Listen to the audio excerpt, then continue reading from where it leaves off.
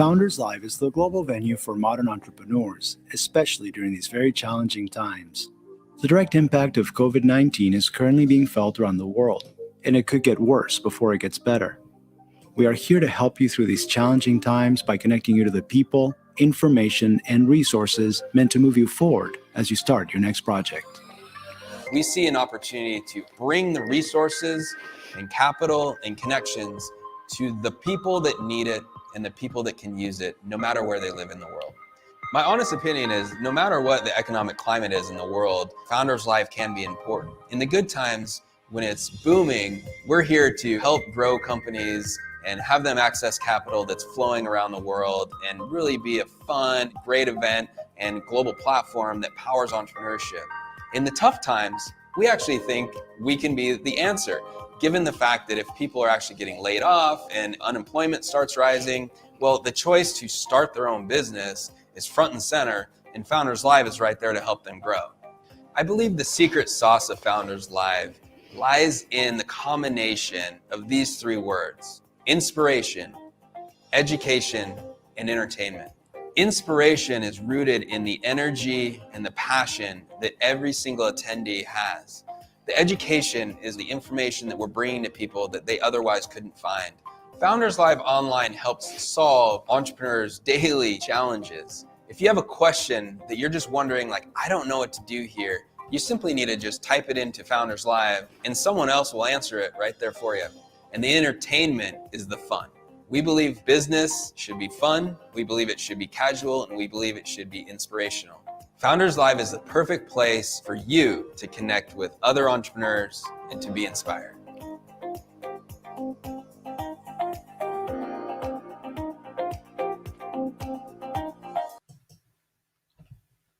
AJ! Andy, how are you? Oh my gosh, it's so good to see you. You know, everybody, welcome to Founders Live, Boston's virtual startup pitch event. You know, I see those pictures of people gathering around alcohol and cheering each other and having a good time. Yes. Clink, Clink, clink. Virtual. Woo! But everybody, as I always say, I can't drink and stream, so I'm doing mocktails here. I'll have more drinks for you. That's Okay, thank you. Thank you. Oh, we have a wonderful lineup tonight, don't we? Oh, we do. We have Sure. 4 new innovative founders, all working on a lot of diverse innovations. We got product companies, we got software, we got travel industry, a lot of really interesting startups and founders from all different walks of life, and they all come with their individual stories that will probably resonate with one of you guys watching here tonight. So thanks again for joining us. Absolutely. And thank you, Maria and Cynthia, for saying hi. We're going to do a little housekeeping, right, AJ? We're going to talk a little bit about what we have going on, the Founders Live Boston vibe, Founders Live vibe. And then we're going to have a wonderful little conversation. And then we're doing trivia questions. Absolutely. We got Louis from First Republic Bank. Oh my gosh. Right, and we'll be giving away some fun Starbucks gift cards. Hooray, hooray. Get ready, folks. Okay, so why don't you take us through a few of the housekeeping. You and I both will go through a few of these details here. Go ahead, AJ. Absolutely. Sure. So, Founders Live is not just a Boston-based community, but it's a global effort. What started a little bit over 4 years ago has now grown into more than 40 plus countries, cities, all over the globe. And as Nick said in the video, our role is to really inspire, educate, entertain a lot of entrepreneurs. And as you're going through your own journey, know that you're not alone. You have a whole community here, not only locally, but also globally, to support you, and most of all, to open doors. That's probably one of my most important mantras that we live by here at Founders Live. Open the doors for anyone you see in the audience, and open the doors for your fellow entrepreneurs that are pitching in tonight. And as Nick always says too, and he's the founder of Founders Live, folks, Nick Hughes. And as he always says, leave people better than how you found them. And that's what we do here at Founders Live. That deserves an applause, Andy. That deserves an applause. Well, let's talk about who helps power us through our pitch event. Yes, absolutely. So, so far, and this July we'll be celebrating our 3rd year anniversary in Founders Live in Boston. 3 years. So that's a big accomplishment. Super, super huge milestone. And so far, we've been able to give out more than $560,000 in AWS credit for all these founders. About 4 to 5 founders presenting every single month. We've had some awesome prizes from our sponsor, First Republic Bank, to the live audience. And obviously, while we were doing in-person events over at CIC Boston, they were so gracious to give us some amazing space, food, beverages, and we just really were able to really enjoy ourselves and come together, the fellowship as entrepreneurs. And we're just so lucky and fortunate to have such a community of sponsors and companies always supporting us throughout the way. Right. And really committed to nurturing founders. They understand what it takes to bring an idea to market and create a strong business model. So we are so grateful for their support. And shall we go on to the next slide? Absolutely. All righty then. So, lay of the land in terms of what the presenters and the winners get. So all presenters will get 5K in AWS credit. We all know hosting is very, very expensive, so that this is a huge help to all the startups here. And the winner will get $10,000 in AWS credit. The winner will also get UI UX review session with Synergy Consulting. That's my company. And also a 30-minute Startup Life Founder coaching session with my amazing co-host, Andy Lyons. Last but not least, they will also get actually second to last, they'll also get global interview with Global Podcast Founders Live, which launched last year and getting some great reviews. And you'll be able to tell your story on a one-on-one podcast interview with the founder, Nick Hughes. And he'll be sharing your story with the entire exactly global. Terrific exposure. And then we have lastly we have a session with one of our amazing sponsors, Eric Cox of Media Prepared. Eric is a PR communications guru here in Boston, and he's done some amazing work with some of our founders who won, and really preparing them to really command the stage, command the presence at all the future interviews you'll be doing as you raise rounds of funding, as you reach certain milestones, and you'll be getting more in front of the press. So he's an amazing resource, and we're so happy. Oh, absolutely. Eric, founders, you have to be prepared for when someone puts a mic in your face. You have to have your talking points. You have to be firmly in your authority as a founder. It's great when you can be prepared. And that's what Eric does. Okay, so let me just say hi to a few folks here who are tuning in right here. Hi, Jen. How are you? She went through EFRAL, I believe, right, Jen? Jennifer? Yeah, and so happy to see you here. She's a neighbor of mine too, which is also fun. Hey, artist, thanks for tuning in. And yes, you're in the right place to watch, so that's wonderful. And Miguel is the new San Diego city leader. And awesome. For Founders Live, we're so excited. I had a great conversation with him and his co-city leader partner, and they're just going to nail it. They're going to crush it in San Diego. And hi, Cynthia again. How are you? Yes. And okay, one of our favorites right here, No Fall. Woo woo. Nice. We were hoping you were tuning in today, No Fall. Thank you.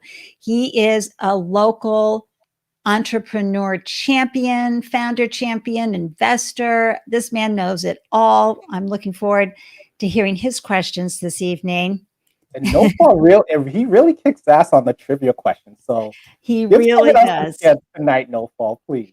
And everybody who's tuning in, we got quite a few already. Remember that we are going to have 5 trivia questions tonight, all startup related, and you will have a chance to win a $30 Starbucks gift card. So that's very exciting. And yay. And then and here's the other San Diego co-leader. Hi, Asha. So happy that you're tuning in. Yay. And Miguel says, thanks for the applause. And speaking of an incredible question and answer person, hi, Luis. I know we go through this every time. I'm so bad. Thank you. All right. So shall we bring Kimmy and the founders in, AJ, and we'll have a little roundtable and then we'll do the trivia questions? Absolutely. Okay. Here we go. I'm going to start adding you all to the stream. Here comes Maggie and Emily. Hold on, I gotta scroll down here. We've got Kimmy, we have Chu, and we have Pranab. Look at this lineup, everybody.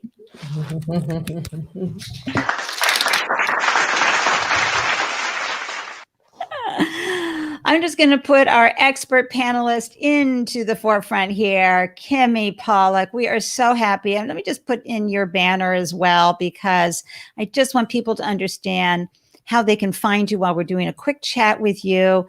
It's on my dashboard here. Here it comes. I got a lot going on. There we go. Multitasker. Right. Thank you. AJ, why don't you lead this conversation? Yeah, so Kimmy, first of all, just so everyone could kind of get an understanding of where you came from and what led you to your journey now with Beta Bloom. Yeah, thanks, AJ. I'm so happy to be here. Always incredible energy. I feel like I'm actually in the room with you all. I came from Jamaica originally, so I'm an immigrant, and I came here for studies, first in high school, then college. I did computer science, went out to the Bay Area to make that big tech career, and kind of just went into management first and started doing innovation consulting for about 12 years, helping with new product development. And then I decided I wanted to really make a difference and go on the investor side of the table. And my main mission there is actually to help capital flow into new markets. So we focus on all markets outside of the Bay Area and founders that typically don't get investments. We are very much about the power and the economic opportunity of the rising majority. And for that reason, we love founders that come from those groups and are innovating for that group. Wonderful. Don't you love that new word, rising majority? Yes. It's so positive. And I'm not even going to bring up the other ones. So that's wonderful. And where are you located? Where are you hailing from? I'm hailing from Salt Lake City. We have offices in Chicago and Long Beach as well. That's wonderful. Go ahead, AJ. So let's pass it over to Maggie. Maggie, have any specific questions, not pertaining to your own startup, but in general for Kimmy, who's an investor, runs a very successful accelerator, and is used to dealing with very, very early stage. Right, and tech enabled like you are with, and you'll need to unmute yourself. Yeah, I guess I'm in the consumer app space, so I'm curious what kind of, I know investors usually help out the startups they invest in. So I'm curious if you have any experience in that space and kind of what you recommend, especially with marketing. That's what we're working on right now a lot.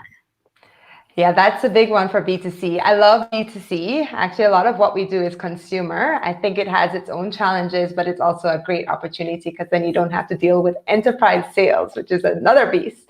So we are at the pre-seed stage. We are actually a pre-seed fund. And so when we invest in our companies, we work with the founders after. We're very, very hands-on. And it's precisely for this reason, Maggie. I think that what investors can bring is not just capital, but also helping you navigate the hurdles that you face. On the marketing side, a lot of what we do with our founders is helping to inculcate them with a culture of experimentation. And that is the biggest thing to do at the earliest stages. What is the smallest kind of micro experiments that I can be doing to be validating my hypotheses? So doing small experiments. So instead of doing, a $10,000 campaign that you blow all at once, and run for 6 months? Could you just spend $100 and test that theory? And I think a lot of it, especially at the consumer phase, is doing that to validate, am I getting right to the right consumer? How can I best spend my marketing dollars to do that? And it really is just keep trying different things, be flexible and keep trying different things. I love that. Yay. Emily? Yes. Hi, everyone. Thank you, Kimmy. So coming in and raising money and building a product, a hot word right now is imposter syndrome. Any top tips and tricks around that when, we're coming in and we're starting something new, but also something that could be quite popular? Absolutely. I hear that word a lot. I've experienced it as well. Don't let it own you. Face it, just like any other challenge, and know that everybody else that's been in your shoes has felt this way. When you think about the founder journey, it's a journey of, trying and experimenting with new things that maybe you haven't done before. And so everybody feels this way. I don't feel like I'm capable of doing this. I've never done this before, but how else are you going to learn? There was one thing one of my advisors said. Her name is Judy Robinette and wrote actually the best book on fundraising. But she said, the thing to do, she spoke to this actor who was going to do a part. And what they would do is walk around their room before they would actually do any acting and say, I'm perfect for the part.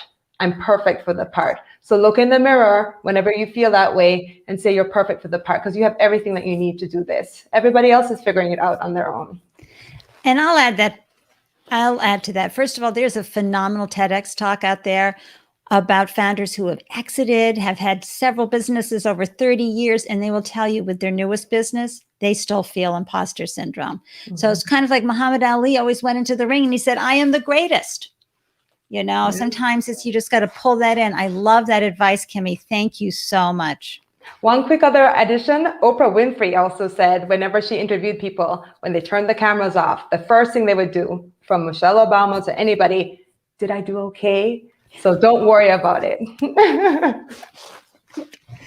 Excellent. Agree. Cynthia, yes, love that. I'm perfect for this investor, or even better, this investor is perfect for me. Like that. Yep. Boom, boom. All right, Ju, you go ahead.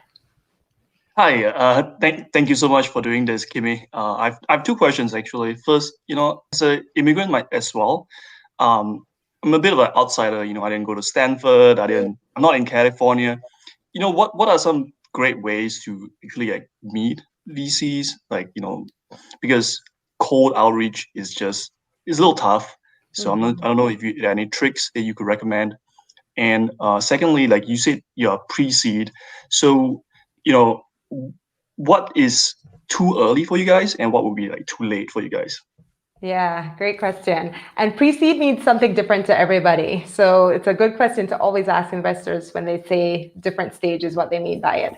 For us, we do look for post products, and we do look for some traction. So either users or revenue, so that we know that you've actually tested things out. It helps us make sure that when we're working with you, we have a basis for going off of.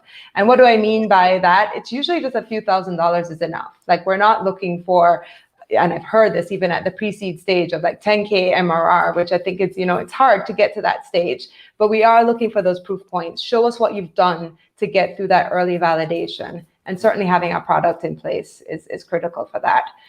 For your first question, it's a great one. As an immigrant, I've also had to navigate these things. I think it's also about getting creative. I think there's some good things about COVID that has happened to help open things up. Obviously, it's been a terrible, terrible experience in so many other ways and just tragic. But it has allowed us to have opportunities like this. We're all calling in from different areas. So definitely taking advantage of this openness that has happened for us to connect in virtual ways, which has been much, much harder previous to this. But again, the warm intro, unfortunately, still drives this industry. We have open applications. There are several others that do. And so definitely use those avenues. But for the ones that continue to rely on the warm intro, which I continue to say is one of the worst things that we have in this industry, you've got to get creative to find ways to connect the dots. I've had people come to me who I've never met, who I've been able to refer to other investors. So think about ways that you can reach them. And then just a little bit tongue in cheek, all of these investors are on Twitter. they are, and I've heard of people direct messaging investors, but certainly the warm intro does give you a lot of credibility. So find ways. Andy knows a lot of people. You're now connected to us. So think about ways that you can connect the dots and do the research to say, okay, I know they know this person. How do I potentially get to them through that? Thank you, Kimmy. Thank you. All right, Pranav. Hey, Kimmy. Yeah, I think my question would be around investor updates. I think we're always trying to do a better job with those. And I was wondering if you had any suggestions or things you had seen around how to do really good investor updates. Yeah, own your voice, own your brand. So as much as you can, like pull that into there, then it actually helps them feel like they're getting connected to you a bit of different ways. So I'll say like one of our companies, they always use emojis. It's an ed tech company. They mostly work with high school students. And I hear that tone come through, and it's so wonderful because I feel connected to what they're doing. And it's a way for them to put personality into their updates a little bit. But certainly just being transparent, like show the highs, the lows, and the ask. It's just like those critical things. It's great because you're actually seeing the journey, and we're seeing the ways that you're evolving and growing and navigating. So just be transparent, own your voice, and share as much as you can. That will help us see the growth that's happening as you're moving along. They're very, very important though. You'll be surprised. So wonderful. Thank you, everybody. That was a great round panel discussion. Audience, you're amazing too. Thank you for chiming in, cheering folks on, and bringing your wonderful comments. I'm going to pop everybody into the green room and bring in Louis for the trivia questions. Get ready, folks. $30 Starbucks cards to help keep you awake with your dreams. Bring on Louis. Thank you again, Kimmy. That was so wonderful. Hold on. And here he comes. Let me just bring this in right here. Woo, woo. My God. Good to be here. Louis, so you're new to this industry, or are you not? I am.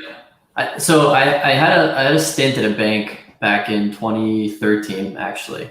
But it wasn't long, it was for about a year. So I would say yes, pretty new.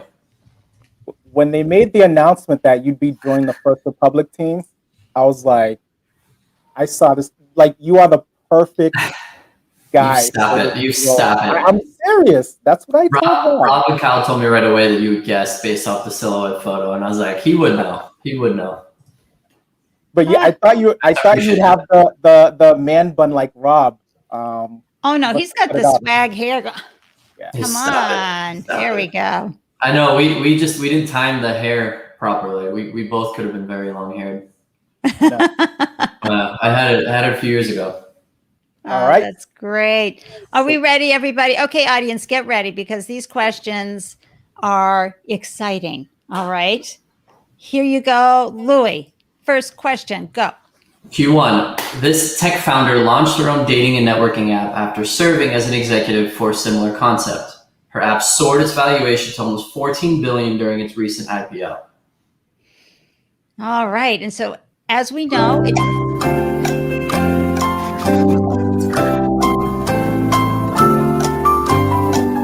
on, folks, let's get some answers in there. People can be bashful about admitting they're on these apps. We're in the trust stream.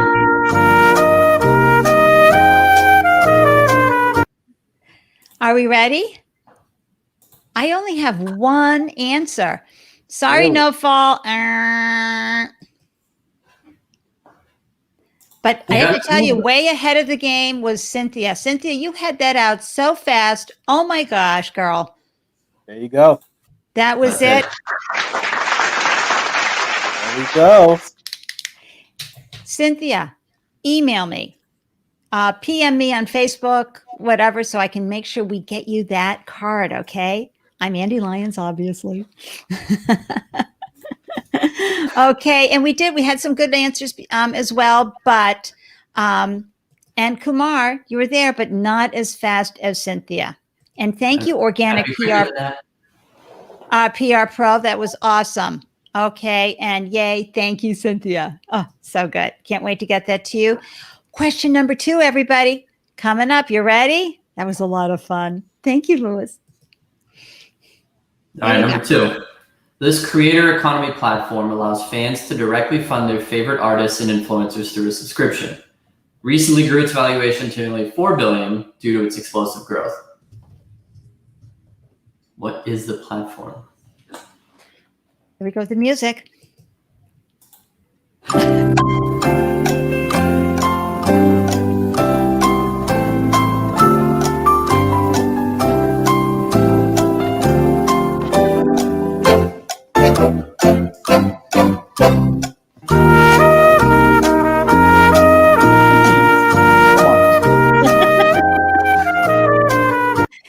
And Kumar was there. Sorry, Vincent, he had you by a few seconds right there. Boom, let's go. That's awesome. He wasn't going to miss out. But thank you, Vincent, for your correct question. And Jennifer, you came in through on Facebook. That was awesome. And Kristen too. Yay. Good to see you guys. And hey, Katrina, thank you for tuning in tonight. I wanted to say hi and also a quick hi to Kit. Thank you for tuning in. So good to see everybody. All right. So Kumar, find me. LinkedIn. All right. Just send me a PM and then I'll get your email address and get you, as we say in Boston, a gift card. Okay. Question number 3 coming up. All right, number 3. This startup, recently acquired by Uber, was first founded in Boston back in 2012 by 2 Boston College alums and rapidly grew during the on-demand boom of the past decade. What's the company? Ooh, music, please, AJ.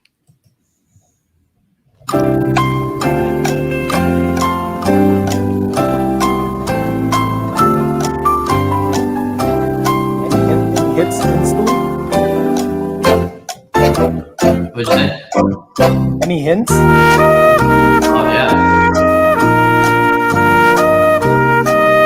Before its acquisition by Uber, it was partnered with DoorDash. Okay, let's see how we doing. Oh, we've got a good answer right here. Vincent, I tell you, Vincent, you were on the ball this time. I love it. You got in there quickly, right? It's Drizzly, right, guys? Sure is. Awesome. Vincent, find me, LinkedIn, wherever. Get me your email address, okay? I want to make sure that we get you that card, and because $30 buys a lot of caffeine. Let me tell you. Louis, you're amazing. You're so good at this. I'm just going to thank a few others. Thank you for popping in with your opportunity, your responses here. Thank you. Thank you. Okay, so. Tough crowd. Oh, tough crowd. Very tough here. Okay, question number 4, Louis. A good one. Number 4, a 6.6 million art piece by Beeple and a 400K 50-second video by Grimes are both examples of this rising trend in acquiring assets in this new digital economy. I think this one's tough. But, lingo is lingo.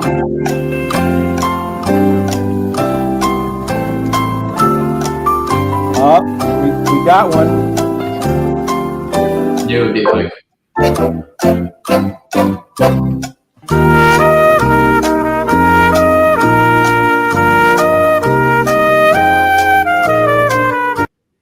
Everybody hopped on this one right away.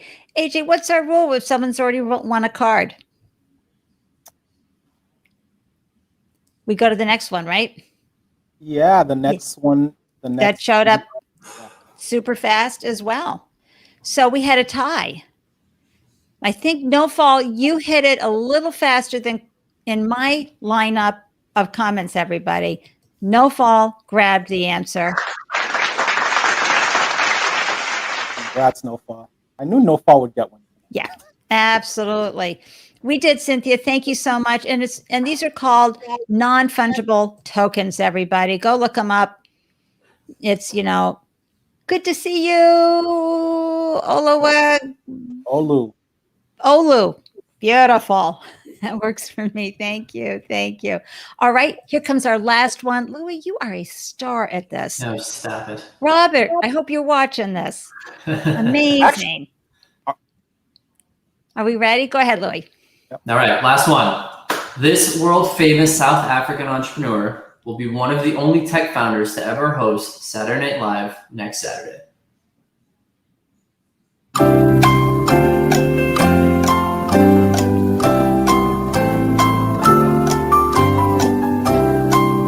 There's probably going to be a lot of wrong answers.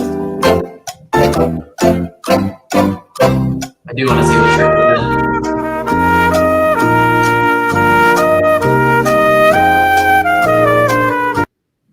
Okay, well, Olo, you were right on the money this time. First one out of the gate.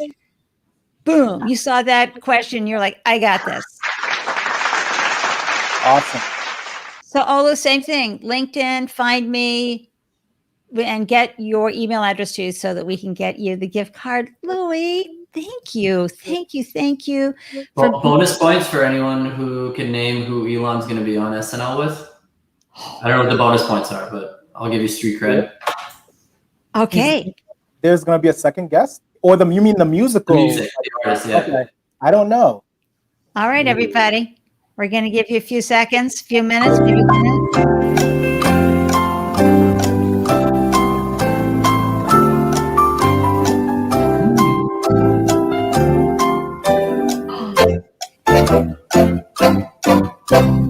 We got one guest. We got him. Kit. Is that right? Kit. Miley. Kit. You nailed it, Kit. Wow. Olu, grabs a good guess. That was a good guess. For crimes. Okay, so Kit, you know the roles. Send me a PM on Facebook or LinkedIn with your email address so that we can get you that gift card. We are so grateful to you and First Republic for sponsoring us. Thank you, Louis. My pleasure. You guys are so awesome. I love the community. Happy to help. However, I'm all for Boston, and this is fantastic. So thanks for having me. Oh, Louis, thank you. I heard they're doing guest appearances on Jeopardy now. You going in or no? I don't want to spread myself too thin. I like this. Yeah. If you guys will have me back, I'll read some more in the future. Would love to. I love it. Well, All right. our first person is getting ready and warmed up. Thank you, Louis. Bye. So let me just sort of go over what I call the housekeeping duties, so to speak, everybody. Absolutely. Let me just bring that up very quickly. Oh boy, look at this. We bring a founder in, everyone. They have 99 seconds. They'll be alone right here on the left-hand side of the screen. Their deck will be like this. They're going to have 99 seconds to share their value prop with you. And then we count on you to hop into the comment threads and ask questions. You get 3 to 4 minutes to do that. That allows us to go deeper into the founder's business model and makes it very exciting. And once we circle through, and then after you have your Q&A period, we bring in Kimmy for a 2-minute Q&A with the founder, because we all learn so much more through another person's lens. And you saw Kimmy in action earlier. You know she's going to ask some great questions, and it gives the founder even more opportunity to share their startup. After we've circled through the 4 founders, then we take a little break while we vote for crowd favorite. And that's up to you. You're going to show up, you're going to vote, you're going to share which one's your favorite. And then we bring that winner back in, and they get another 5 minutes with Kimmy, with us, with you to go even deeper. And again, we all learn so much from the Q&A process and from, from the whole experience. So I want you to be here in the comment threads, cheering these founders on. You know how scary it can be to pitch to a group, even if they're not in front of the room, they're in front of the world because it's virtual. So you need to show up and participate. We love that about our amazing audience. Any other Anything else, AJ? Yeah, and please, even this is timed, of course. So even after their time is up, don't be afraid to keep on asking your questions. They're always throughout the rest of the evening, they'll be chiming in and responding to your questions as other presenters get on. So keep them coming. Excellent. Excellent. So I'm going to bring in our first presenter. Hey, hi, Julie. There you go. All right. Excellent. Thanks for the opportunity.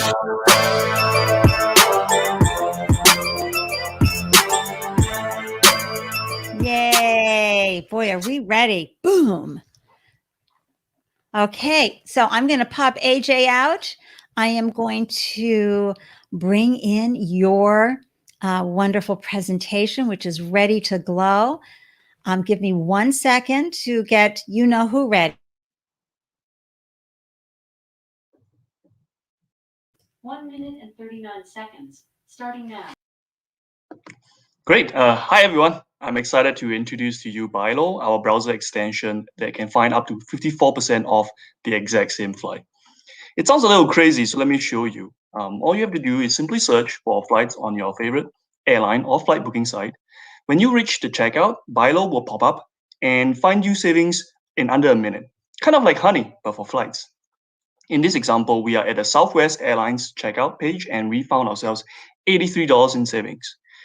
This is an example of it finding $182 in savings on Air Canada, and this is almost £1,000 in savings on British Airways.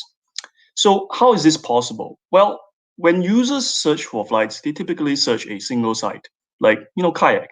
We trust Kayak to help us find the cheapest flights, but Kayak does not have a monopoly on low prices.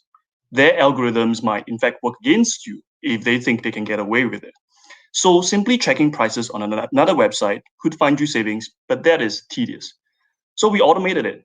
Our browser extension automatically detects the ticket at checkout and in real time checks prices on other flight booking sites. We launched mid-February and now have 500 plus installs.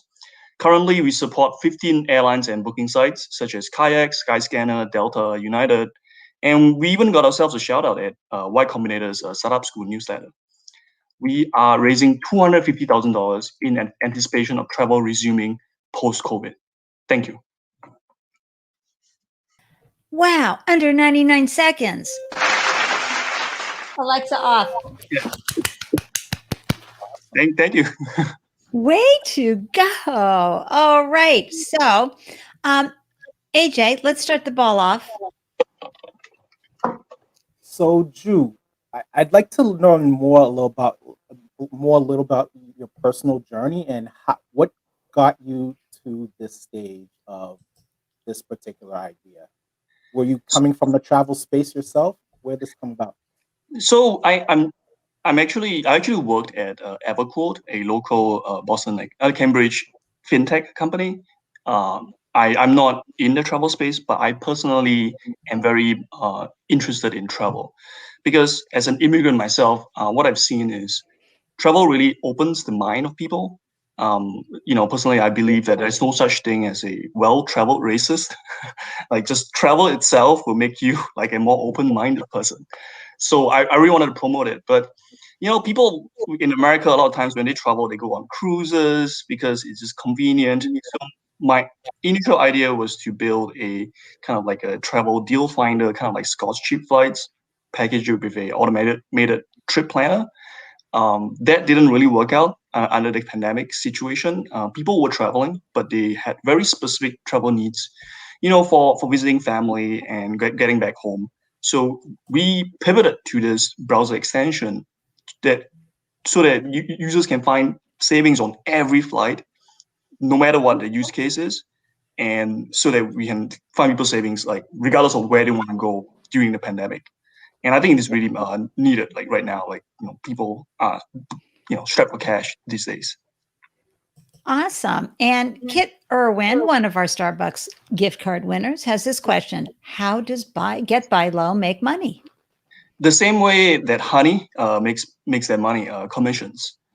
So we we use our business model is called affiliate revenue model. Basically, we get 1.1% of the ticket price from the booking partner when you book through us. Yeah. Any other questions out there in the audience? I know AJ is going to ask another good one. He always does. So I'm a frequent traveler. Been to a lot of countries. I lost track. So I have like specific hacks, like Tuesday nights I book my flights, or I always like use a VPN.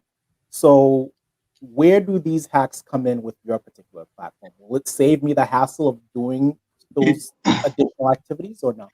Yeah. You are one of the more advanced travel hackers out there. So the reason I built this is because I spend a lot of time explaining to my users like how they can find cheaper flights. Like you gotta put on a VPN, you gotta spoof your user agent on the browser. Like this goes over people's heads a lot of the time.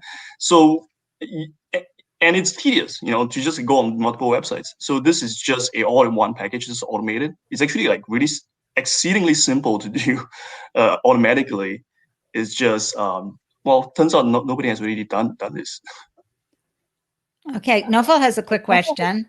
Any browser limitations? Well, we only support Chrome and Firefox on the desktop right now, so it wouldn't work on mobile, unfortunately.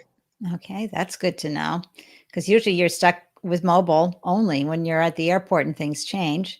And Organic Pro, PR Pro. Oh, I love that name. What is the advantage over Google Flights and other similar services?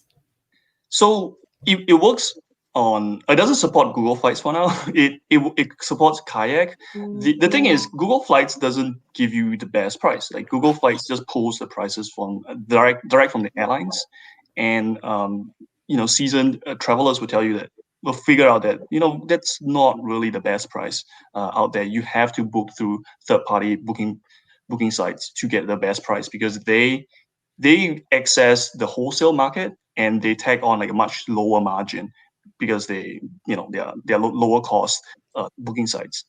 So in terms of data that we collect on the customers, we collect the data on the ticket that you're booking because I need to run the search, and beyond that's I don't collect any other data. And we have one more question, and we'll bring Kimmy in. So, this is a great question. So, it's actually impossible for them to block us because as a browser extension, we live in the browser, and our script is injected on the website. So, from the website's perspective, they are loaded correctly into the browser. They wouldn't know that the browser extension is doing this thing. Awesome. Audience, you guys are amazing. Thank you so very much for bringing in the great questions. AJ and I are going to pop out and we're going to leave you with Kimmy and have fun, you guys. Thank you. Hi, Kimmy. Those were such great questions. You didn't even need me to come on. I think an extension question for Luis is probably connected to your business model. So if you don't need these partners to kind of jump in and give you the okay, how then are you reclaiming the affiliate fees? So the booking partners, I'm registered on like those kind of like those affiliate web portals. Mm-hmm. So it's an automatic addition of I'm not actually sure how it was technically, but they insert like a cookie or something, and then it gets kind of like attributed to me, so I get 1.1%. Yeah, so it works with certain sites where the affiliate key is available. Yes, right. Correct. Thank you for that clarification. And then, this could be considered quite a crowded space. Many people have tried this, maybe not as an extension, but how do you intend to capture more of this market and protect your position? So this is the browser extension is actually very key to the idea of being successful, because if I created a new Kayak, right? For me to get users need to kind of like remember to use me, and or I have to get new customers through search marketing, and it's very, very expensive. Whereas here as a browser extension, it lives on the browser until the user uninstalls, and every single time they book, it will pop up, kind of like Honey as well, and it will run a search, and every time you book a flight, you have an opportunity to save, and we have an opportunity to monetize you. Absolutely. Great connection. And I like the connection to Honey kind of overcome some of the hurdles. The hurdle you're going to have to face at the roadblock is then getting people to download it as an extension. So can you talk about your marketing approach and how you're pivoting there? Right. So our primary, like the biggest gains that we've seen is from PR wins, like the shout out from Y Combinator, being promoted on Reddit. So we have started to kind of double down on a influencer kind of marketing approach. People who travel, like they trust travel bloggers recommendations a lot. So we spend a lot of money getting travel bloggers to rep our products.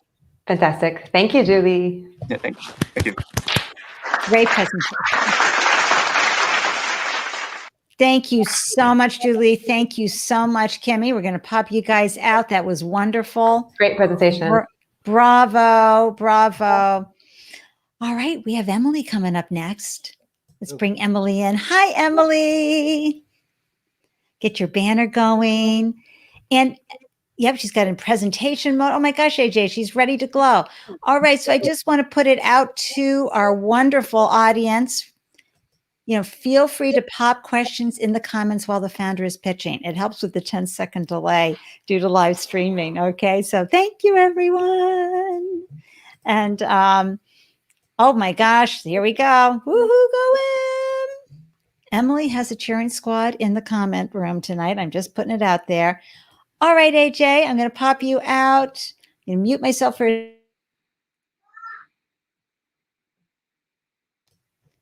1 minute and 39 seconds, starting now. My name is Emily Sylvester, mom of 3 and founder of Nurture Talk. Today, we receive more help when we buy a new phone than when we give birth. Because of this, 60% of moms don't feed the babies the way they want to, and 71% more babies die in the US as compared to other developed countries. Just imagine leaving the Apple store not knowing how to charge your new phone, Googled answers for hours, and spent 4 days on hold only to be told, we don't work with your type of problem. This is exactly what happens to new parents feeding babies. Wait, not exactly. Let's add on a screaming child and complete mental and physical exhaustion. Nurture Talk is the first ever real-time clinical service connecting new parents to one-on-one coaching with dietitians who are lactation consultants using unlimited messaging and photo sharing. We provide comfort and solutions even at 2 a.m. Our low-cost subscription plan is evidence-based and scalable. We hold low staffing costs with our tailored messaging, and we achieve greater customer lifetime value with our experience with all baby feeding. As an experienced feeding expert myself, I have minimized investment risk with a grant-funded clinical trial and support from industry leaders. I'm seeking funding to scale and dominate the infant feeding space with the B2B and B2C model that can grow to $4 million in revenue, 50,000 total users with 13 clinical staff in 24 months. I can't wait to answer your questions, and thank you for your attention, and cheers, everybody. Hey, 99 seconds again. Yes. Oh my gosh, that's wonderful. So just a quick question from me while we get the comments coming in. What's a big milestone that you've achieved to date? Yeah, we were funded a grant by the Academy of Nutrition and Dietetics to test this service. And we're actually testing our service against efficacy of the 2020-2025 dietary guidelines for Americans, which for the first time ever has included infant feeding in the 40 years it's been around, which is really amazing. Yay, we're getting a lot of comments in the crowd here, folks. Parents need this. Thank you, Nurture Talk from Beverly. And we had Brittany earlier saying, Nurture Talk is so amazing. And hello, great job from Katrina. Oh, this is nice. It's nice to see. And then Kristen is saying, what a needed service. Yay. And we got a dad in here. Awesome, Emily. We love that. And then I just want to throw that out to Vincent saying such a great idea and an important issue. And now we've got some questions flying in. Luis is asking, how do you plan to staff experts to keep up with demand, especially during late night hours? Ooh. Yes, that's a big question of investors and all of my mentors. And so, is anybody familiar with Noom, N-O-M, the weight loss app that has been very popular lately? Well, we have a similar model where, because we're coaching and messaging versus like one-on-one Zoom all the time, each of our coaches can have a client panel of about 250 moms. Plus, our tech build out will incorporate human augmentation, because 99% of baby feeding is just like comfort and support, and honestly, asking a lot of questions that other moms have. Absolutely. I mean, I always said my firstborn, he could suck paint off a wall, just saying. It was not, I know, what an image, right? But who do you talk to when that's happening? Kids asking, could states use this for rural moms? Absolutely. I have moms who are rural right now, and they essentially can't get a consult for months or don't have any connection to any lactation or any feeding support. So it's a wonderful model. Great. And Kristen has thrown out here, evidence-based answers when parents need them. Ooh, what does she mean by evidence-based? Evidence-based meaning, when you go to the pediatrician, they're wonderful, but they probably get 2 weeks or less of training in all nutrition. And so we look at all the research and what is going on with baby feeding as it affects your feeding life, right? Because that's what's most important. And so we provide that really tailored care according to what you need. Great. We have time for one more question, AJ. So first of all, that was a great presentation. Congrats. What's kind of your thoughts around how you're gonna approach churn, and what's the monthly lifetime value of a particular customer? Yeah, so we presented early data actually last week for a pediatric conference, and our data says we think that feeding problems come up the first 2 weeks of life, right? You get it down. Well, on average, latching and supply problems are asked 20 days after birth up to 38. So that's the first section where we capture parents, but because we're dietitians, we actually address all feeding. So solid foods, picky eating, when to introduce milk, what's up with almond milk, what's going on with the European formula, right? And so our lifetime value is actually longer than other models. Awesome. And you're across the board. If someone's going to the bottle, again, the paint, sooner than versus breastfeeding, are you okay if they transition into formula? I'm okay as long as mom, baby, and family's goals are okay. Excellent. Absolutely. Awesome. And Organic Pros, what are current options for new parents? Aren't they given info when they leave the hospital? It's a black hole. So think of, the packet you got with driver's ed, and, you left with a packet of papers. You kind of get that when you leave the hospital, not always with a phone number sometimes. And there are other telehealth models, but none of them is hitting the 24 hours continuation of care. So moms don't have to repeat themselves over and over again, and they can feel like they have a friend with feeding. This is so wonderful. We have a few more questions in the stream, but I know you can hop in there and answer those when the time is right. We're going to bring Kimmy in for her questions. Really, it was an outstanding presentation. Thank you so much.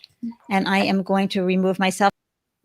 Echo the same. Awesome presentation, Emily. Thank you. I love, I actually wanted to just quickly talk about the presentation, how you said, people get more help for their Apple phone. That was a great image to start with, because completely agree with you. And I know exactly this issue and agree with all the comments that this is very, very needed. I wonder if you could expand on your business model. You mentioned B2B and B2C. Can you break that down for us? I would love to. So we're testing mostly B2C right now. My model had to shift right when COVID hit. I launched the week COVID hit. And so we're really testing with B2C and the research study. However, because I had to shift, I've made such great connections in the baby registry industry, right?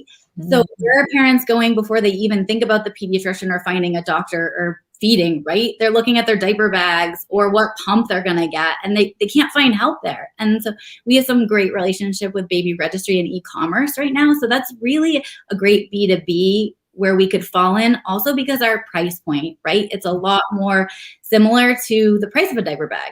right? So you can also get it for a mom. Yeah. Can you tell me again what the price point is? Yeah, so we're 40 months unlimited access, 40 months, $40 per month subscription service. So moms hop on when they want, if they don't need us anymore, and then they pop back on when they need us. And so we're planning to have a tiered so that there's more options for access, and then a simple like basic package. Great. It'd be helpful for other founders that are listening to tell us about how you pivoted then with COVID. Well, I've been a clinician for 10 years now. So I was planning to walk into pediatricians and OBs and being like, hey, I'm trying out this service, right? Can we like work together? But they had to shift so quickly when COVID happened. They just wanted to birth babies safely, never mind work on a breastfeeding and infant feeding support service. So that's where I really had to shift. Great. And then I know you get the most questions here, but with staffing, how are you thinking about growing? Does it require, trained physician, or not physicians, but practitioners to do this? Yeah, so we're the only registered dietitian and lactation consultant based service, right? And that's our MVP because it's any feeding.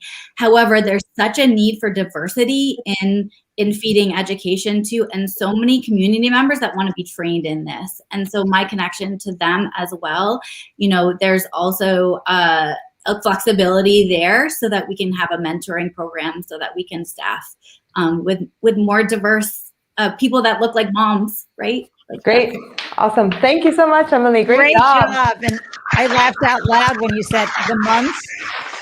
We have little kids, everything's months. Excellent job. Thank you so much for your thoughtful presentation. Lots of great comments in the thread. So hop on over there. Thank you. And Kimmy, great questions. I learned a lot from those as well. Okay, we're ready. Oh my gosh. For our next guest, let me bring in the one and only Pranav. How you doing from Glyph? How's it going? I'm great. Thanks for having me. Oh my gosh, we're learning a lot already, aren't we? Yeah, some great presentations. Oh my gosh, and I'm so excited to learn from you as well. I'm going to pop AJ into the green room. I'm going to remind everybody, get your questions up and out. You're going to love this presentation as well. And I will set the timer. 1 minute and 39 seconds. Starting. Great. Now. So, hey everyone, my name is Pranav Sachdev. I'm a founder at Glyph. Glyph is a shoe company, and we make knit loafers designed to be the only pair of shoes that anyone needs for their day trip or adventure. So when we started, we worked with shoe designers from some of the top shoe design companies out there, like Diane von Furstenberg and Jimmy Choo, and paired them with mechanical engineers. And then my co-founder and I moved to China, lived in factory towns for about 6 months, then came back and really built a brand around our values of minimalism, something that kind of really reflected how I lived my entire life. And once we did that, we just started getting them out there, really just through word of mouth, friends of friends. We didn't know how to market them, but we started just telling people about them, and we got all this great responses from people. People were wearing them to their, we had one guy wear them to his own wedding. We had people wear them on trips, to their office, on dates. So it was really this amazing thing for us. And then we started really figuring out our online channels. And so we've done over $500,000 in revenue. We ended up getting into an accelerator called 500 Startups, and then raised a $500,000 pre-seed round, which we were really excited about. And so, the team, is just the two of us. I kind of worked on the Facebook ad bidding platform as a consultant, which is our primary customer acquisition channel. My co-founder, Alan, grew up in Hong Kong, and he's a mechanical engineer. And he really managed our factory relationships. And we also added an advisor, who was the former chief supply chain officer at Converse and at Tom's. So, we'd love to for you guys to check out our shoes if you're interested, and you can use Andy, the coupon code, to get a free pair of performance insoles. Or if you want to get on our investor update list for our upcoming seed round, you can email me. Bravo. Again, are you guys seeing this is the third one in a row? 99 seconds, nailed it. Learn from these founders, everybody. What? Good job. And of course, we've got one of the best questions right away. I'm sure you get this a lot. Do you make wide? Yeah, so the cool thing about our shoes is that they'll shape around your feet. And so it's a knit material. So after the first day or two of wearing them, the material will adjust. So they should fit every foot pretty well. I want to first say thank you. Look at this. Everybody, you're getting a free pair of performance insoles with your first pair of glyphs. Let me just put that into the full screen. Thank you for that, Pranav. Wow. Coupon code Absolutely. Andy with an E, everybody. That works for me. So take advantage of that. All right, back to you. I'm just going to take that down. Okay, so we got that question answered. And where are the shoes made now? Yeah, we make the shoes in southwestern China. So the digital knitting technology we use is primarily in that part of the world. And so that's where we're based. Okay. And, I love that you went to China and hung out, because seriously, folks, if you're going to manufacture in China, you have got to understand how the manufacturers work. And I think the fact that you went there and made that, quote, sacrifice to, partner up and really find the right manufacturer. How long did it take you? We were there for months and months. Like at the beginning, we visited 30 factories in 30 days. And then before COVID, we were going there every single manufacturing batch. We were on the ground, on the assembly line, checking the shoes. So that was just our approach. Pranav, can you talk a little bit more about the actual raw materials you use to produce these shoes and how it aligns with your brand? Yeah, absolutely. So we used a blend of recycled fibers. And the really cool thing about that is there's no virgin materials in our shoe. And because we whole garment 3D knit the shoe's actually spun from the device into the upper. And you think about normally a shoe's the material's cut from a pattern. So you're just wasting 30% of the material, which we thought was crazy. And so that was something that was really important to us. Awesome. So we have, hold on, let's see. Oop, there it is. Any supply chain issues you're facing being in China right now?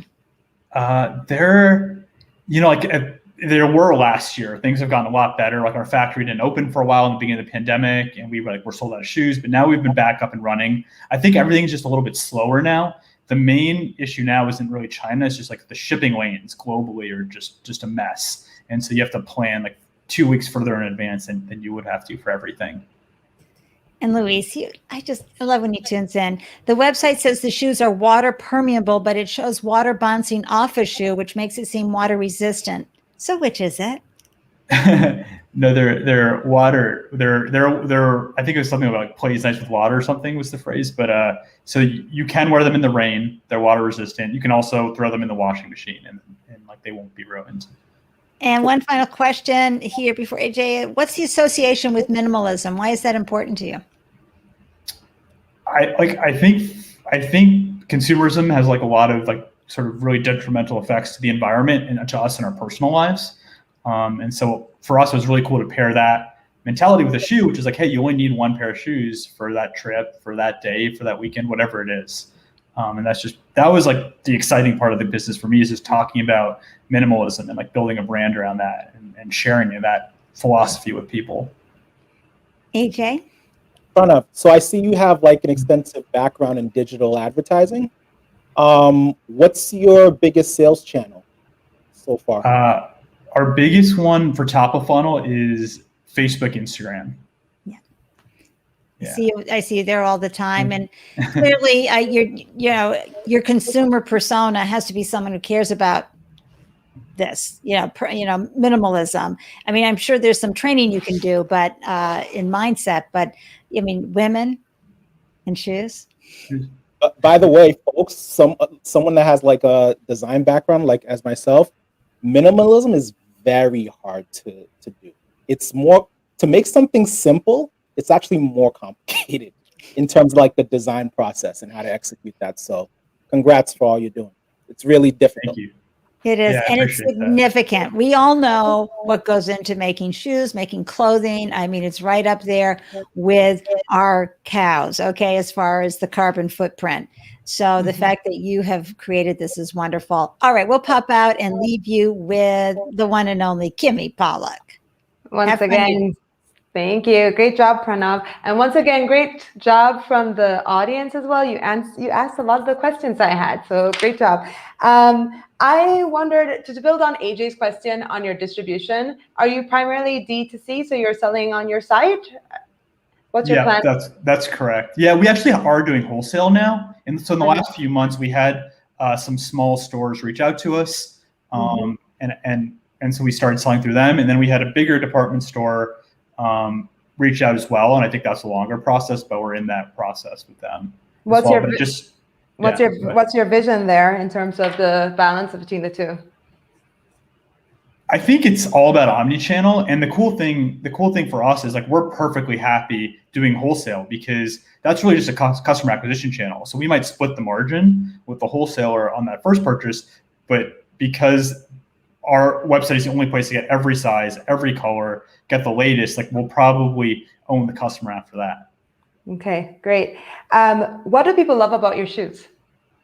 I think they're just easy and they don't have to think about it. So it's like all those little moments in the day where like you might have to like, if you've ever like had to keep shoes under your desk at work, or like switch shoes before you get on the subway, or like you know, it starts raining and you're wearing nice leather shoes. It's like all those little moments where you just don't have to worry about it. Like you can just look good and like be confident all day and not have to like think about it. You don't have to like pack multiple pairs of shoes on your trip. So it's all those little moments. Have you learned about what the lifetime is? I just think about the destruction that my kids do to the shoes. And so how durable are they? Yeah, that's a great question. So like we've had customers like wear them for like over a year, wearing them almost every day. And it's crazy now because we launched and now we're selling. So we'll see a customer, like we sell extra insoles, and we'll see a guy that bought the shoes like over a year ago and now just buying a replacement insole. So that's been really great for us to see. But we use a lot of like good like stitching technology, like methodologies that usually just high-end shoes would use. Okay, great. And then in terms of the, you know, again, your bottom line, what's your price point and margin?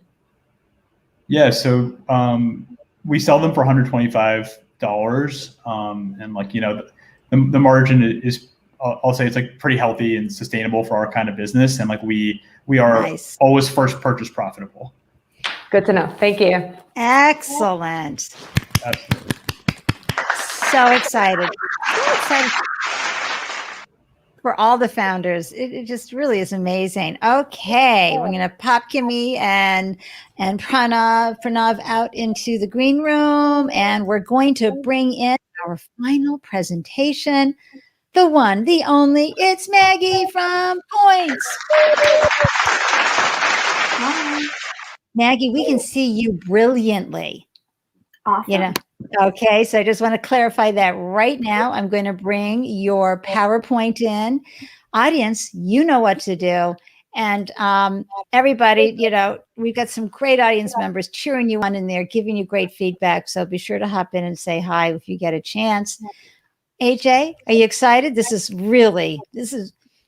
Maggie, let everybody know where you're hailing from. I'm coming in from Providence, Rhode Island. Yay, part of our New England team here. I love that. All right, good luck with your pitch. Let me set the time. 1 minute and 39 seconds, starting now. Hi, my name's Maggie, and I'm the founder of Points. We're building a safer mapping app for micromobility riders. So something we found out while doing over 250 interviews with people in the micromobility industry was that finding safe, low-stress, low-traffic routes in American cities is really difficult for people using bike and scooters. In fact, there are over 500,000 ER visits due to micromobility accidents every year, according to the CDC. That's why we created Points. And you can see on the bottom left of your screen, this is our quiet network. So this is the foundation of our routing. And we use these quieter roads to come up with the safest route. And the UI is very similar to any other mapping app that you might use, like Google Maps. But the difference is that we're prioritizing safety over quickness of the route. And we also have a crowdsourcing aspect to ensure that we're updating our maps regularly. We're using a freemium subscription model for our revenue stream, and that means we have a free and a paid version of the app. Here are some of the premium features that we are building out. And we're also going to incorporate in-app ads once we have a critical mass of users on the app. In terms of timeline, we finished our MVP and are testing in Providence right now with a small group of local riders. We'll continue testing throughout May, and then we plan to complete all of the free features of our app and launch publicly in 20 cities in July. And you can see a few of our accomplishments and recent features in news media at the bottom. happy to take any questions you might have. Again, here we go. 99 seconds, everybody. Good job, Maggie. So good. We didn't have to like yank anyone out this one, huh? No, not one. All four of you. Seriously, outstanding presentations. So Go ahead, Maggie, AJ. yeah, I have a quick question, and this might be early, but I know you launched your MVP recently. Are you doing any like pilots with any companies like Blue Bike, Bird, Lime, like to really get like a large data set from your MVP? Yeah, we're in conversations with some folks at those different organizations, but we haven't like signed a contract yet. But yeah, that is one of the like streams that we're going down for, and like to get a lot of data from their customers, of course, anonymized and everything. But yeah. Got it. Awesome. Kit has a question. Does it include the bike paths themselves? Yeah, so we use a couple different data sets, and there's one that's like it's called Open Cycle Maps, and then Open Street Maps. And so we use both of those, and it does include all the bike paths. And we do prioritize like protected bike lanes and things like that. So yeah, we do include bike paths is the short answer. All right. Have you had a business before? Is this your first time out of the gate? Yeah, I'm actually an undergrad right now at Brown, so it's my first one. I'm working with a couple of other Brown undergrads here, and it's been really fun. We're learning a ton as we go. What prompted you to do this? I mean, this is, anybody who bikes on the road, you know that people are too busy probably texting and driving. You want to go where it's quieter and safer. How did this come to you? I got interested in it. I did a transcontinental bike ride during my gap year. And so throughout that ride, I especially noticed in cities that it was really difficult to navigate. And I just felt like unsafe, and I wanted to make sure I was on the safest route. And that kind of like prepped me for doing like customer discovery when I got to college, and ended up at this product that we're building out. Yay. Way to go, Maggie. Entrepreneurship is tough, and you're doing a great job. Thanks, Cynthia. Love you, Founders Live Boston audience. So Maggie, I didn't hear you mention anything about like your team. Who's going to help you execute this from the marketing side, scaling up the tech? Like what does that consist of? Yeah, so in terms of our team right now, we have 4 people, myself, and then 3 technical folks. And one of the technical folks is one of my co-founders. So yeah, she has built out the entire back end, and they're building out the front end as well, all in-house. So the tech is taken care of. I'll have to bring on somebody else to help me with like the business side of things and marketing and sales. But that's after we get our first round of pre-seed funding. So. Great. And Luis is asking, what kind of sponsors will align best with points? Yeah, there's a lot of really great partnerships and sponsorship opportunities. Micromobility operators like Lime, Bird, those kinds of things, Blue Bike. There's also like advocacy groups that align really well with what we're doing because they're putting in new bike lanes and that kind of thing. And then of course, like bike shops are interested. So yeah, there's a lot of really great connections in the micromobility ecosystem. And Luis is also saying, please create maps for Seattle. We need this, and we'll have a lot of eager users. That's great. Thank you. Yeah. And Vincent, great idea. Does the service update to reflect changing road conditions? Ooh, like Waze. Yeah, that's a great question. And it doesn't currently because we're in our MVP stage, but yeah, we will be building that out throughout the summer. Alexa so that will be a future thing. We love when this happens. Great idea, Maggie. I'm interested in receiving a pitch deck. Can you email me at? All right. Awesome. There you go. Yes, awesome. And email you. Maggie may ask this question as well, no false. So we're going to pop it in there because we've got to keep it moving here. But did I say Maggie? I meant to say Kimmy. Hey. All right, here we go. And you can see we've got more comments coming in. The Founders Live Boston community always delivers. You guys seriously are amazing. Thank you. Let's pop out AJ and leave these two alone for a delicious convo. Awesome job, Maggie. Really great. And once again, something very needed. I know people that have been hit. I myself have been hit. So I completely see the market need for this. I'll quickly ask one of the questions that's in here, the monetization strategy. Well, you did say that. I have it written down, $60 a month after the freemium. So for the, one of the things I wanted to call out was when you talk about changing conditions, are there ways for you also to track, accidents? Because I think there's like trouble spots that people know of that information is kind of hard to find. Do you know if you'll be able to incorporate that? Yeah, that does exist, a database of accidents, and they tend to happen around intersections. So that's what we're finding. We haven't yet incorporated that data, but it will soon be implemented. So yeah, it usually exists in a city database because there's accident reports. Yeah, it's really fun, the stage that you're at. I wonder if you could share some of the things that you learned through the 250 people that you spoke with, maybe things that were surprising and have given you some direction. Yeah, so for context, about 150 to 175 of those were with like individual riders. And so that was really interesting. We chatted with a lot of different people. They said, yeah, like safety and getting hit was like one of their main concerns. And so we dug a little bit deeper into that and kind of asked what types of roads they felt more comfortable on, what made them feel safer, what specifically were they nervous about. Opening car doors is one of them.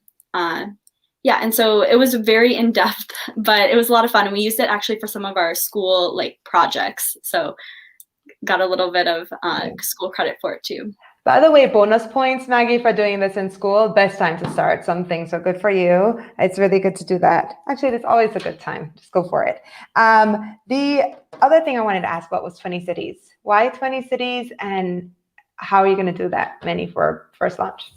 Yeah, so the way we mapped out Providence was actually sitting down with a bunch of different people over Zoom, I guess. But we would Zoom with them and zoom in on like the map of Providence and have them like show us.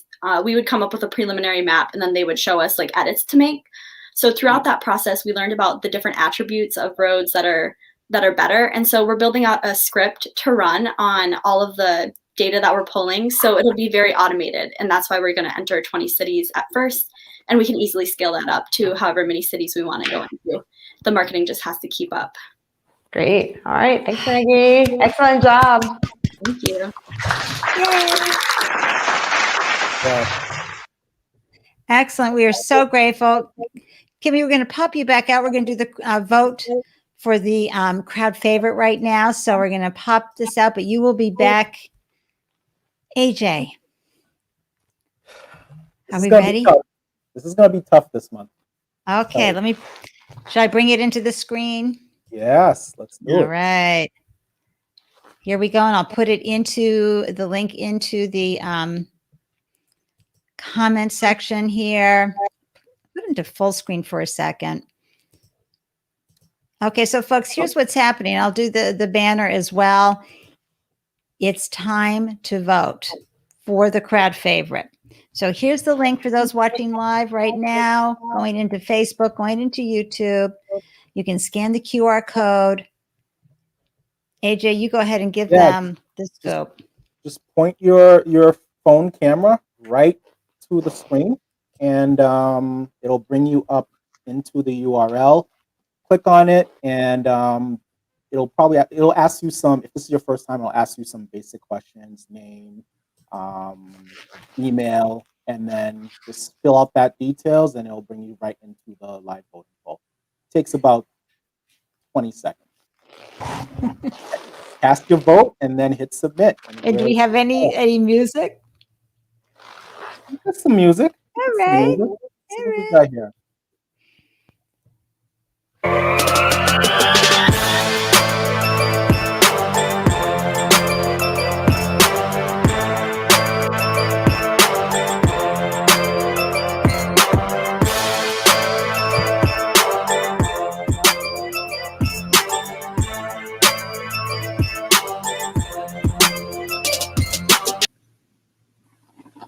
All right.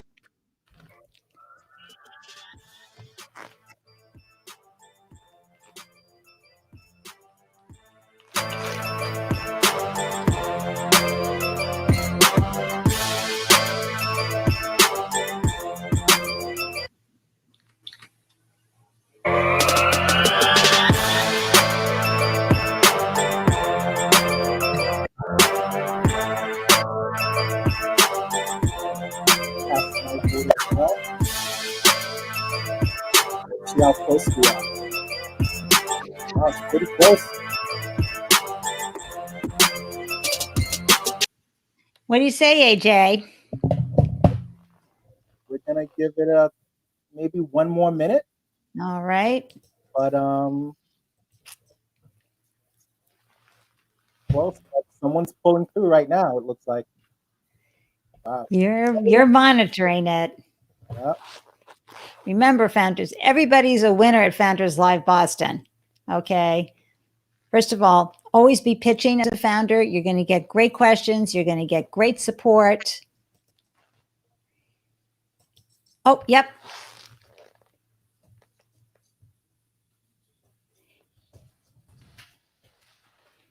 AJ, check the private chat.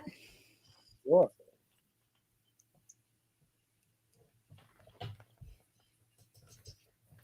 We got you covered, Kimmy. Let's go. We'll have Kimmy do the announcement. Let me refresh the voting results one more time. She's gone. The communion starts in 10 minutes. See you. Bye. We'll make the announcement. So let's Are we ready? I'll move this out of the way. Woo! Again, you founders were amazing. Outstanding. Seriously.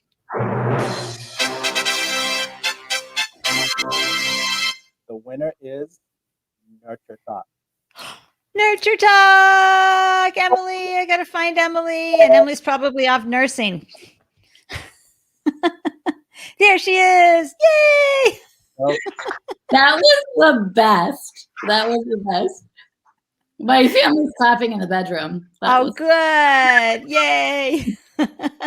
Congratulations. So everybody who's watching, we can ask some more questions for a few more minutes, and then we'll wrap up the show. Our wonderful Kimmy Pollock, one of her children had their communion. Mom, duties, right? Emily, you know all about that. Yay. So we've got great stories to tell you. Yay. That's everybody. Cynthia's telling all of you founders that you've got great stories and you all know your businesses really well. Great. So let's bring in the others cheering on Emily. Yay. Congratulations. Yay, Emily. Well done, Emily. Go, Emily. All right. Oh my gosh. Go ahead, AJ. It might be a stupid question, but so I've heard that during the pandemic actually created like a surge in maternities and stuff like that. So are you seeing an increase like around this time in new babies being born? And is that impacting your metrics or no? Yeah, no, not a silly question at all, because I was trying to prepare myself, right? My mentors were all like, hey, 9 months from March. It's not as big as we were thinking, right? I think the biggest shift that we're seeing is the amount of attention that is being paid to this space, right? Moms were home with their kids, working from home, having babies alone without their moms and their mother-in-laws and sisters. And so there's a lot of attention on what's going on, not necessarily the number of babies. Yeah, I heard a lot of moms were hiding out in the car. That's where I would have been. And my kids were still young. It was so amazing. You're going to see if there's any more questions here from the crowd, but a lot of congratulations. And here we go. Kristen does Nurture Talk solely offer texting services, or do they do FaceTime as well? That's a really good question. So the best thing about doing what we do is we constantly talk to moms. And so through that feedback, we're finding out that the text messaging is great because we can really match what they're feeling, right? But you can't get everything through a text. And by no means am I saying that this is going to solve everything. And so they're saying, hey, we want an option to maybe video chat, but we don't want to do so piece by piece. Like I have to find this person and then only pay one time and pay $200 for one time, right? So we're building that into the next step is partially what I need funding for, right? Because that takes technology and team. Right. And I have to put Luis's comment up. Good timing for this product, especially with the vaccine. Now the bubbles are going to be breaking, literally. Oh my gosh, that's funny. So Kristen's responding. I love texting most of the time. It's easy, fast, and to the point. And that you can do audio apps at some point, right? So you can have the conversations and all of that. And how about internationally? Yeah, great question. One of our tech partner that we're bringing on or going through the rigmarole right now, as I said in my deck, like we have somebody on board to really work through this with us, is out of the UK. And what's special about the UK is, guess what? Their maternity model is almost 5-star, right? I'd give it like 4.5 stars versus Why? us. They, like most moms, get a visiting nurse when they go home from the hospital, right? Like you're not sent home with a baby basically feeling like you got in a car accident and expecting to stay up for 2 weeks straight. They have one-on-one help there already. And so this company has the technology started, right? But they're really looking to nurture talk to bring this kind of to the 5 stars. Excellent question, Jamia. Will you have in Spanish? Will you have it? That's also something we're seeing in the market, right? As I said before, discharge is a black hole. And part of why it's a black hole is because the language is in translation, right? You have an interpreter phone in the hospital with your nurses and maybe your lactation consultant if you get lucky. But guess what? That packet of stuff that you get or that phone number you get, it might not be somebody that speaks your language. And so that's something that we could really do really well. Yeah, that's awesome. That is so good. I love the fact that there are other countries that know how to take care of the mom. And really, if any moms out there, that firstborn, it was so scary. And I know we hired a doula, but I still would have loved, because she was only there for a bit, I still would have loved to have had someone on the phone, because, our generation, the memo we get for parenting, right? We want to be a little more on the ball and help bond. And especially what about the psychological challenges? That a lot of moms get triggered and they don't have the bonding, they don't have the issues. Do you have resources to send them to? Yeah, we're actually working with a couple of agencies across the US, because that's also a highlight of what came out of COVID, right? Maternal mental health and mental health in general. And I actually reached out to them because in my interactions with moms, right, that comes up. Feeding is 24/7 and mental health and exhaustion is 24/7. And so that's something that we can also monitor really well and address and be able to shift moms to the right help, which is also a real difficulty in our system right now. That's right. It really is. Aw, Carol, Emma's the best mom. Look, well, we all know the second one is like you're looking at the photo album just to make sure you're capturing the right images that you did with the first one, because they had the pure focus. And now, of course, now with 3, it's all, zone parenting. Congratulations. If you have anybody else, any other questions, AJ? Emily, what's your ask? Like, what do you need from the Founders Live community? Yeah. So my ask, I'm doing pre-seed round right now. So we're looking for 250 to 800, right? And I'm a jack of all trades. I'm coming from inside of the clinical space versus outside from a tech perspective. So I could really do a lot with that. And like I said, we already have some pretty great partners in the space. Awesome. Well, congratulations. We're going to pop you out. AJ and I are going to do closing remarks. Founders, don't go anywhere, because we want to, do another quick roundup with you in the green room. So hang out if you can. AJ, look at us, an hour and a half. Come on. Right on time. Listen, so good. This was an amazing night. Travel tech, health tech, fashion, consumer good, micro mobility, safety apps. All across the board. We did. Different innovations, different problems they're all addressing and solving, and different stages as well. But we're happy we all got the chance to get together and support each other and add wind to each other's sails. So thanks for joining us, guys. Yeah, and also thank you, everybody. Thank you, Louis, for being here. You want to talk a little bit about our sponsors, and should we do the CIC video? Absolutely.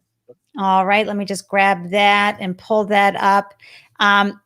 Folks, when we meet in person, we do it with the CIC Boston. And gosh, do we miss that something fierce. So here's a little message from the folks who took care of us so beautifully for two full years until COVID hit.